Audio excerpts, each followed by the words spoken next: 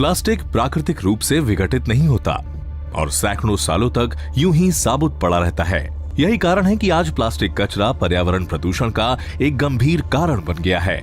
इतना ही नहीं, प्लास्टिक कचरा समुद्रों में पहुंच रहा है, जिससे पूरा समुद्री इकोसिस्टम संकट में है। आज समुद्रों में करीब 10 करोड़ टन प्लास्टिक बिखरा पड़ा है। प्लास्टिक के कारण होने वाला प्रदूषण वैश्विक स्तर पर चिंता का विषय बना हुआ है। अमेरिका प्लास्टिक का सबसे ज्यादा उत्पादन करने वाले देशों में से एक है, लेकिन दुर्भाग्यवश इस संधि में वो शामिल नहीं है। प्लास्टिक के कचरे की रोकथाम लागू करने में मदद के लिए व्यापार, सरकारों, अकादमिक जगत और नागरिक समुदाय के संसाधनों से जुड़ा एक नया सहयोग शुरू किया गया है। विषैले पदार्थों की उन्मूलन सूची में 2 रासायनिक ग्रुप डाइकोफॉल और परफ्लूरोऑक्टेनॉइक के करीब 4000 रसायन शामिल किए गए हैं।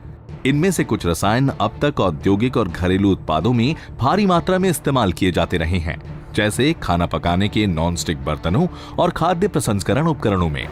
टेक्सटाइल, कालीन, कागज, पेंट और अग्निशामक फोम तैयार करने में भी इन रसायनों का इस्तेमाल होता है। अब तक लाखों टन प्लास्टिक कचरा विकासशील देशों में भेजा जा चुका है, लेकिन इस समझौते के बाद ये देश प्लास्टिक कचरे के आयात पर रोक लगा सकते हैं, जिससे निर्यातक देश अच्छी गुणवत्ता और रिसाइकिल करने लायक प्लास्टिक का इस्तेमाल करने पर मजबूर होंगे।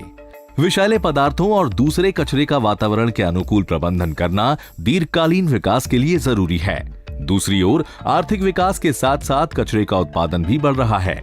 उचित प्रबंधन के अभाव में इसका असर इंसानों की सेहत और पर्यावरण पर पड़ रहा है। अब 187 देशों की सहमति से तैयार कानून हमारे प्राकृतिक वातावरण के संरक्षण में मदद करेगा।